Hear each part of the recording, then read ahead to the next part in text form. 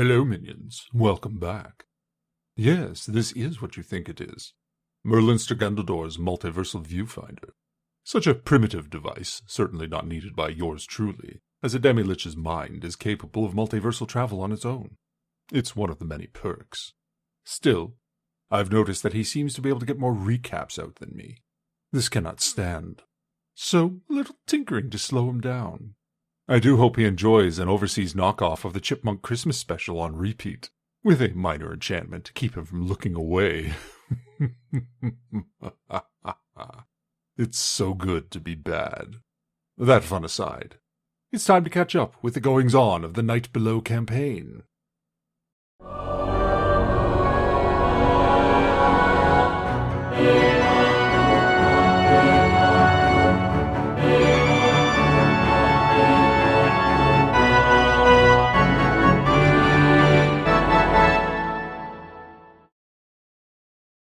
As usual, the action will be recreated using the Order of the Stick monster for every season cut-out minis. The players: Rick as Gnome Gare, neutral evil human cleric of Mask, 5th level. Shannon as Elwinda, chaotic neutral elven fighter magic user, level 4/4. Sean as Bob, chaotic evil dwarven assassin, 5th level. And continuing to guest, Matt as Kurg, lawful evil half-orc assassin, 3rd level. And Sean as Hagen, true neutral elven magic user, 4th level. When we left off, the group had arrived at the Broken Spire Keep, using Nom's Hawk and the Speak with Animal spell to find it from the air and guide them to it in the thick mess that is the Thornwood. Nom and group hope to find and end Ranchifus, but also need to learn more about this Erik. As Nom thinks about Erik, he's flooded again with memories and impressions of his training, and learning of the relationship between Erik and Mask. It's like he has two entirely different sets of memories at odds with one another, fighting for space in his mind. One wherein he lived one life oblivious to Erik, and another wherein he and Ranchifus are allied together as Erik and Mask have an occasional partnership. Only Nom has the sensation of conflicting memories, none of the others do. Nom knows not what is happening. But I do, children. Oh yes, and it's quite delicious. But my lips are sealed, and you'll just have to discover it as events unfold at their own pace. Camped a few hundred yards away from the keep and obscured by the thick forest, they deliberate on a course of action. Nom debates sending in the assassins at night under cover of darkness and boosted by a silence spell for a covert mission to kill anyone they can find. But the duration of the spell is on the short side. The group opts instead to lay ambush along the path leading from the keep, assuming that those holed up inside must come out eventually for supplies. About 100 yards or so into the woods, they find a nice spot with an elevated tree line overlooking scrub and a clear area. They set up archers among the trees, with elves in the scrub away from the group to maximize their natural stealth. Kurg's bear traps are laid upon the path, set and covered. They wait. At this point, the Dungeon Master starts with the encounter checks. Using the chart provided for Heronshire regions in the Night Below module, and the frequency as per the Dungeon Master's guide, they can expect about 6 encounter checks per day. The first encounter is rolled, generating 3 bugbears. The bugbears are naturally stealthy and stalking the woods, though unaware of the group, so both sides roll surprise.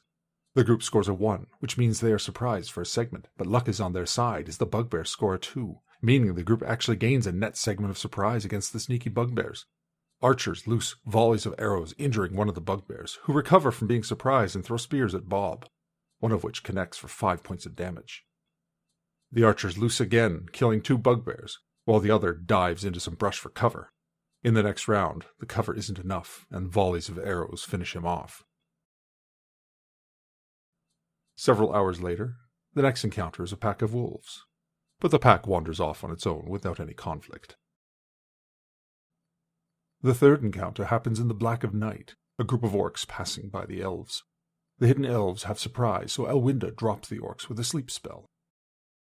Hagen and Elwinda report to Nom that they've captured some orcs, but Bob wastes no time moving in and slaying them before anyone knows what he's done. The rest of the group is aggravated at this because they wanted prisoners for information. Bob merely shrugs, wallowing in his own crapulence. I mean, It's not like you can't find more orcs, am I right, minions?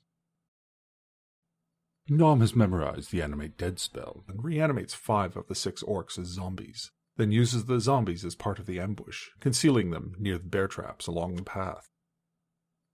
No further encounters happen that night, which is fairly miraculous, as there's only a 1 in 10 chance of not having an encounter in this teeming ecosystem. Kurg, on final watch, hears the wolves baying in the distance, and keeps on guard, but nothing comes. In the morning, a skunk appears, waddling close to the bear traps, but smells something amiss and scuttles off. Skunk, yes. I think I can do something fun to the wizard with a skunk. Oh, don't mind me, carry on. Another day of waiting, more wildlife, such as a black bear appearing and wandering off. Elwinda and Hagen relocate to watch the keep, well hidden at the tree line. Hagen does notice an occasional head pop up and observe over the battlements, then disappear. Definite activity. They return to the group to report this, then resume watch of the keep. Elwinda is restless and bored by all the waiting around and complains incessantly. So she and Hagen take some initiative.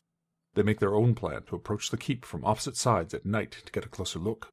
Hagen makes it closer from his side without incident. But Elwinda springs a trap, getting her foot caught in a loop that pulls her up into a spear that emerges as the trap is sprung. Her armor protects her from being impaled, and she cuts herself down.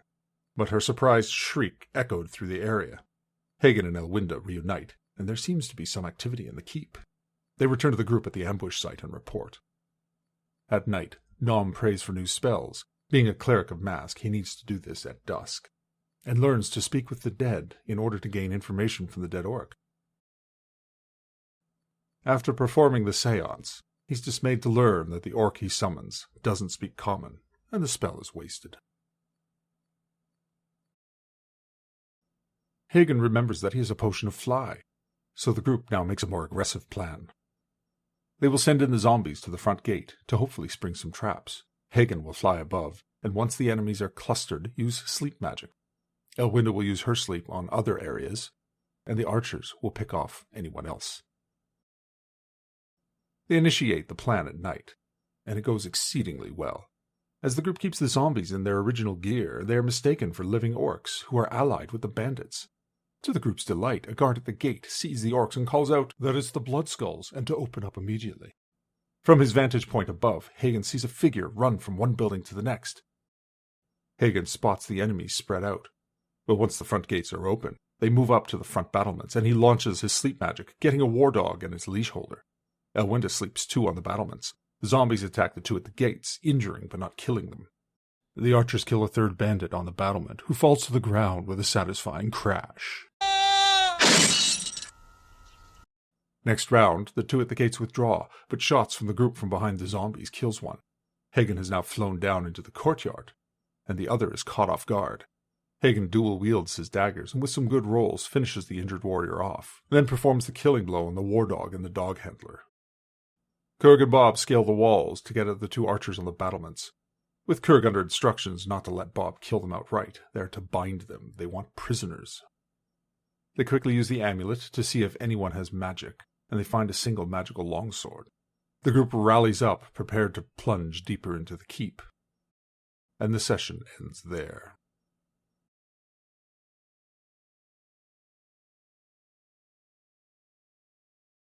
A good first strike, minions, but let us see if their luck continues to hold.